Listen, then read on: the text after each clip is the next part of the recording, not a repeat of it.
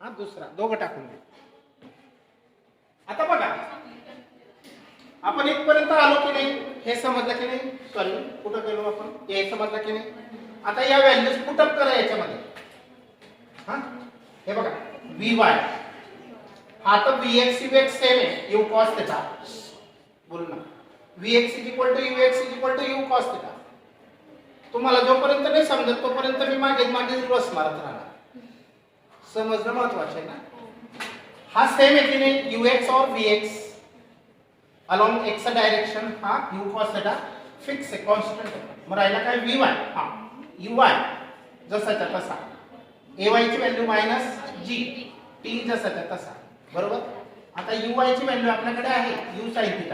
या Uy ची value काय आहे u sin θ मायनस gt जसाच्या तसा ऍज इट इज. हे कसं आलं समजलं. आता सिमिलरली हे झाले वेलोसिटी कंपोनेंट. आता तसं डिस्प्लेसमेंटचे कंपोनेंट बघू. Similarly the components of displacement of the projectile. तो डिस्प्लेस पण होतोय ना, जागा पण चेंज करतोय ना. आता तो इथून इथं गेला तर डिस्प्लेसमेंट किती आहे, आधी इथं होता ना आता इथे r इज द डिस्प्लेसमेंट, बरोबर. हा हेच मेन गोष्ट आहे समजली.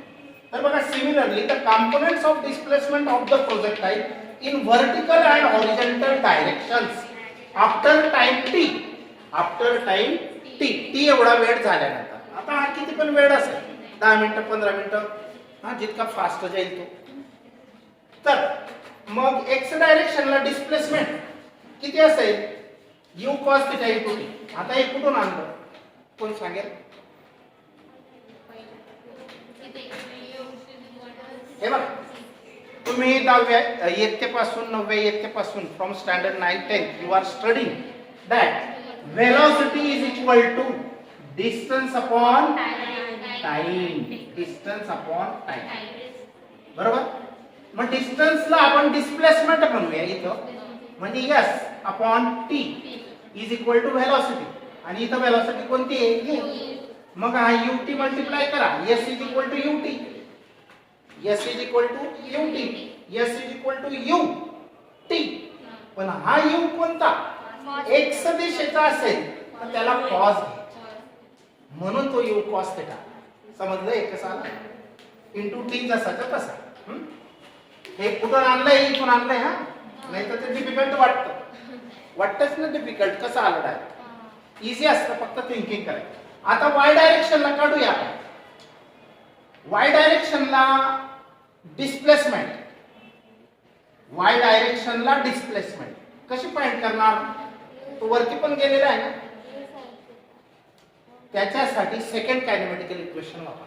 सेकंड कायनेमॅटिकल इक्वेशन काय आहे, s is equal to ut plus half of at square, बरोबर. हे आहे की नाही सेकंड कायनेमॅटिकल इक्वेशन. मग s is equal to ut plus half of at square.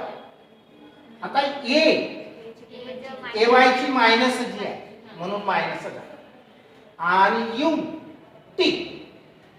पण तो y डायरेक्शनला आहे म्हणून हा u चा कोणता कंपोनेंट घ्यायचा, sin θ. समजलं. हे सेकंड कायनेमॅटिकल इक्वेशन वरून बनवलेलं आहे. आता at the highest point time t आपल्याला माहिती झालंय मागच्या एक्सप्रेशन मध्ये टाइम ऑफ एसेंट किती होता, ta is equal to u sin θ. आपण आठवण करा ta, आणि त्याचा डबल केला म्हणजे त्याला चढायला इथपर्यंत मॅक्सिमम हाईटला एवढा वेळ लागतो, उतरायला इथून इथं पण तेवढाच वेळ लागतो. म्हणजे टोटल टाइम ऑफ फ्लाइट किती असतो, याच्या डबल.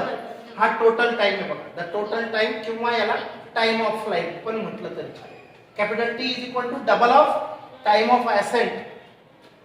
मग डबल हा डबल, आणि टाइम ऑफ असेंटची व्हॅल्यू ही आहे त्याचा डबल, बरोबर. हे आला टोटल टाइम किंवा time of flight. Equation number 3 समजले इथपर्यंत. आता the total horizontal distance travelled by body in time t.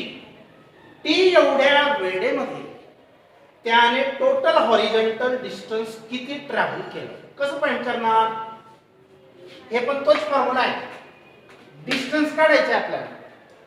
Distance काढायचं असेल किंवा डिस्प्लेसमेंट फाइंड आउट करायची असेल तर काय करावं लागतं, velocity into time is the distance. velocity into time is the distance. R is the distance. R म्हणजे रेंज म्हणजे हे डिस्टन्स आहे त्याने ट्रॅव्हल केलेलं. Velocity into time. मग त्याची वेलोसिटी काय आहे? इनिशियल. आता ही रेंज x डायरेक्शनला आहे म्हणून इथे x वापरला ux. ux हॉरिझॉन्टल आहे ना, x म्हणजे हॉरिझॉन्टल आणि रेंज पण हॉरिझॉन्टलच आहे म्हणून ux. हे समजलं कुठून आणलं? r is equal to ux, ux3. ux ची व्हॅल्यू माहिती आहे आपल्याला किती आहे? u cos θ. आता हा बघा u cos θ. r is equal to ux ची व्हॅल्यू टाकली, पुट अप केली u cos θ. ओके, समजलं की नाही? आणि हा कॅपिटल टी ची व्हॅल्यू तयार आहे आपल्याकडे. किती आहे? 2u sin θ upon g. अजून एक स्टेप वाढवली 2t. समजलं की नाही? ux ची value u cos θ, capital T ची व्हॅल्यू डबल टी. मग नंतर ही व्हॅल्यू पुट अप करू. अजून पुढच्या स्टेपला एक स्टेप वाढली, बाकी काही नाही. u cos θ जसाच्या तसा ही डबल ऑफ फ्रॉम इक्वेशन 3 वरून ते बनवलं आहे. आता याचं मल्टिप्लिकेशन करा, एकत्र करा. हा u झाले u स्क्वेअर. ओके, नंतर 2 जसाच्या तसा मग sin θ आणि cos θ मल्टिप्लाय करायचं आणि अपॉन g. ओके, आता 2 sin θ into cos θ mathematical formula आहे. काय असतो? 10th पासून शिकत असणार. 2 sin θ into cos θ is the sine of 2 θ. Double angle formula शिकवले का तुम्हाला मॅथ्स मध्ये? पण कुठं तरी 10th मध्ये आहे हा वापर. साइन ऑफ 2 θ लॉग टेबल मध्ये असेल, लॉग टेबल मध्ये आहे किंवा शिकायचा बाकी मॅथमॅटिक्स मध्ये शिकवला जाईल तो. याला डबल अँगल फॉर्म्युला म्हणतात. Half angle formula, single angle, half angle, double angle. हा डबल अँगल फॉर्म्युला आहे. ओके, साइन ऑफ 2 θ असतो. याची व्हॅल्यू काय असते? साइन ऑफ 2 θ असते. हा, हे का असते ते मॅथमॅटिक्स मध्ये शिकायला भेटेल. प्रूफ मी नाही देणार कारण मी यूज करणार आहे. फिजिक्स मध्ये मॅथमॅटिक्सचा वापर होतो. Mathematics is for physics and not physics is for mathematics. Physics is the father of all subjects. Why? तो अगोदर स्टार्टिंग झालेलं आहे फिजिक्स. म्हणजे फक्त विज्ञान, पदार्थ विज्ञान. फिजिक्सला नाव आहे पदार्थ विज्ञान. सगळ्यात आधी जे सायन्स सुरुवात झाली फिजिक्स. फिजिक्स पासून मग electrical engineering, computer engineering, electronics engineering, mechanical engineering, कारण इथं टेक्निक्स असतात. हा, सगळे इंजिनिअरिंग फिजिक्स पासून निर्माण झाले. इव्हन बायोलॉजी सुद्धा, केमिस्ट्री सुद्धा. पण इतके केमिकल, पदार्थ विज्ञान ना फिजिक्सचं नाव, पण इतके केमिकल्स डिस्कवर झाले की त्यांना वेगळी ब्रँच करावी लागली. त्याला नाव आहे केमिस्ट्री. बरोबर? झाडाच्या रूट एकदम खाली आणि टॉप लिव्स पर्यंत पाणी कसं पोहोचतं? Osmosis process. माहिती आहे ना? याला कारण आहे फिजिक्स. आपण रोज फिजिक्सचा खूप वापर करतो. चष्मा physics, pen physics, walking, bicycling, travelling physics, mobile physics, printing physics, printed books. In the every walk of life we are using physics. आणि तरी पण आपल्याला कठीण वाटतं कारण आपण त्याच्यात इंटरेस्ट नाही, आपलं मनच नाही म्हणतं. इंटरेस्ट निर्माण झाला पाहिजे. ऍक्च्युअली इझी आहे, व्यवस्थित जर केलं तर इझीच आहे. हा, बरं. हा, मग याची व्हॅल्यू जी आहे ती काय आहे? Sine of 2 θ. हे का? याची व्हॅल्यू ही आहे. याच्या ऐवजी हे वापरू शकतात, त्याच्या जागेवर हे पण वापरू शकतात. Any time you can use. मग याची value sine of 2 θ u square जसाच्या तसा, जी जसाच्या तसा, r is equal to this. So r is equal to u square sine of 2 θ upon g. This is the range, expression for the range. Range काढण्यासाठी काय काय लागतं? Initial velocity, हा angle, आणि जी तर माहिती असतो पॉकेटमध्येच असतो आपला. 9.8 metre per second square acceleration due to gravity. CBSE मध्ये 10 metre per second square use करतात. ओके, आता पुढचं expression for maximum height of a projectile. आता याच्याच बेसवरून पुढे सरकायचं आहे. मॅक्सिमम हाईट म्हणजे इथून तो जास्तीत जास्त किती हाईटवर पोहोचला त्याच्यानंतर खाली आला. आता बघा, जे बॅट्समन असतात त्यांना 6 रन जर का बाउंड्री पार करायची असेल, 6 रन्स मिळवायचे असतील, तर पर्टिक्युलर अँगलनेच त्या बॉलला ते मारतात. नाहीतर बॅट अशी मारली गेली, बॉलला उछाल दिला गेला, तो वरती जातो खूप, पण बाउंड्रीच्या बाहेर नाही जात, कॅच आउट होतो. मग तो कॅच आउट होतो, बरोबर की नाही. पण अमुक एका अँगलमध्ये जर त्याला मारलं तर कॅचला चान्स नाही, आउट ऑफ बाउंड्रीज जाणार, बरोबर की नाही. मग तसं हे फार इम्पॉर्टंट आहे. 45च्या अँगल ने जर का याला, हा 45 अँगलने जर का याला प्रोजेक्ट केलं तर तो जास्तीत जास्त लांब पोचतो. आणि ते बघणार अजून पुढचा टॉपिक तोच येतो. Okay, expression for maximum height of A projectile. The maximum height h reached by the projectile is the maximum, हे डिस्टन्स आहे, reached by the projectile is the distance traveled along vertical y direction in time t. ta एवढ्या वेळेमध्ये, in time t एवढ्या वेळेमध्ये vertical distance किती तो वरती गेला, म्हणजे हे डिस्टन्स h. तर त्याला म्हणायचं height. Maximum height h reached by the projectile is the distance traveled in the vertical direction during time ta, in time ta. मग putting sy is equal to h. आता डिस्प्लेसमेंट h टाकायचे equation 1 मध्ये. हे बघा, equation 1 हे होतं, नाही हे होतं, सॉरी, जी स्क्वेअर. इक्वेशन 1, ह्या इक्वेशन 1 मध्ये sy, s म्हणजे काय, डिस्प्लेसमेंट, आणि y म्हणजे अलॉंग y डायरेक्शन. sy म्हणजे अलॉंग y डायरेक्शनचं डिस्प्लेसमेंट काढायचं असेल तर sy ची व्हॅल्यू आपण काय टाकायची, h टाकायची. का टाकायची, कारण व्हर्टिकल डिस्प्लेसमेंट काढायची आपल्याला अलॉंग y डायरेक्शन. मग sy ची व्हॅल्यू पुटअप करा h.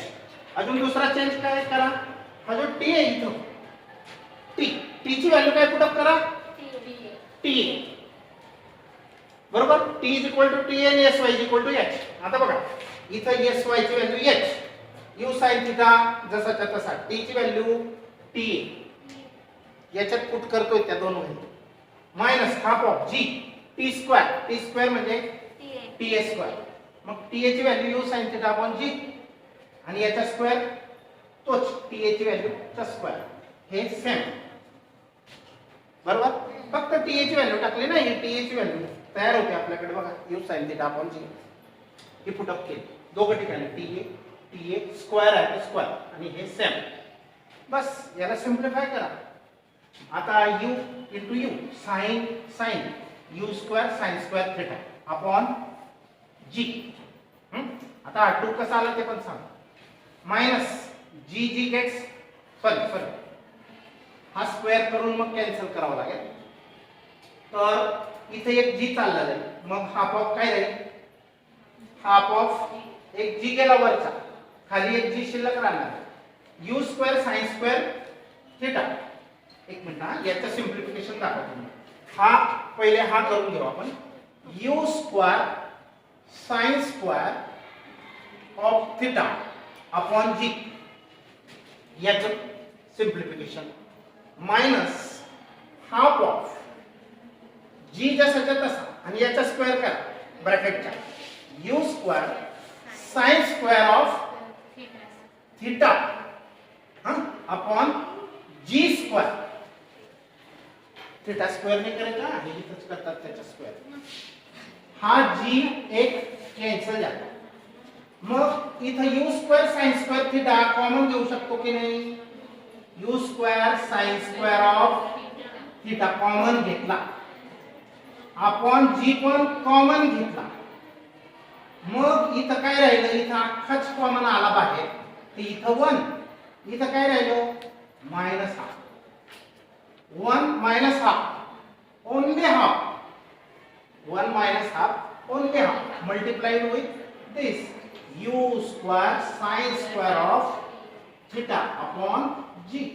हा 2 काय केला, पुढे लिहिला फक्त हाफ. मग हे आलं का बघा, u square sin square theta upon twice g आलं. याचं सिंप्लिफिकेशन हे आहे, डायरेक्ट पण लिहिलं तर चालेल. हा, ही एक स्टेप ड्रॉप केली कारण तुम्ही काही पण करता. आणि इथं 2g जसाच्या तसा u स्क्वेअर. आता u sin थिटा काय असतो? u sin थिटा काय असतो? uy असतो. बघा, u sin थिटा काय असतो? uy असतो. मग तो स्क्वेअर आहे तर याचा पण स्क्वेअर करा ना, uy चा स्क्वेअर. समजलं? हे कसं आलं समजलं? याची value. This is an expression for maximum height. याला म्हणतात expression for maximum height. 1 minute फक्त. आता sine theta for maximum horizontal range. He range जर जास्तीत जास्त लांब पर्यंत तो पोचायला पाहिजे असं जर अपेक्षा एक्सपेक्टेशन तुम्ही करणार तर या साइन 2 थिटावर रेंज कोणावर अवलंबून आहे? यू जी चेंज करणे आपल्या हातात नाही, ग्रॅव्हिटी. यू आपल्या हातात आहे आणि अँगल पण आपल्या हातात आहे. पण या पूर्ण फॅक्टरला चेंज करू शकणारा फॅक्टर म्हणजे साइन ऑफ 2 थिटा. हा डबल अँगल फार इम्पॉर्टंट आहे. हा अँगल जर चेंज केला, मी सांगितलं तुम्हाला बॅट्समनचे एक्झाम्पल, जर वरती हाईट देऊन दिली तर कॅच आउट होणार, आउट ऑफ बाउंड्री जाणार नाही. बरोबर की नाही? मग हा अँगलला फार इम्पॉर्टन्स आहे. यूला पण इम्पॉर्टन्स आहे. जी आपल्या हातात नाही चेंज करणं, हे दोघं चेंज करू शकतो. मग सगळ्यात मेन गोष्ट साइन 2 थिटा चेंज करा. मग साइन 2 थिटा ची व्हॅल्यू मॅक्झिमम 1 राहिली तर हा रेंज जास्त असतो. समजलं का? काय सांगितलं? हा आर ची व्हॅल्यू याच्यावर अवलंबून आहे आणि साइन थिटा जास्तीत जास्त किती असतो? 1. कमीत कमी -1 किंवा 0. मग जास्तीत जास्त 1 असतो साइन थिटा. मग तो साइन थिटा जेव्हा 1 राहील तेव्हा हा आर पण मॅक्झिमम असतो, म्हणजे हे अंतर जास्त असतं. मग म्हणून साइन 2 थिटाची व्हॅल्यू जर 1 असते तर रेंज मॅक्झिमम असेल ना horizontal. For maximum horizontal range sine of 2 theta must be equal to 1. मग साइन ऑफ 2 थिटा इज 1. तर हा 2 थिटा अँगल कोण असावा की ज्याची व्हॅल्यू 1 आहे? 90 असावा. साइन 90 1 असतो म्हणजे हा 2 थिटा 90 असावा.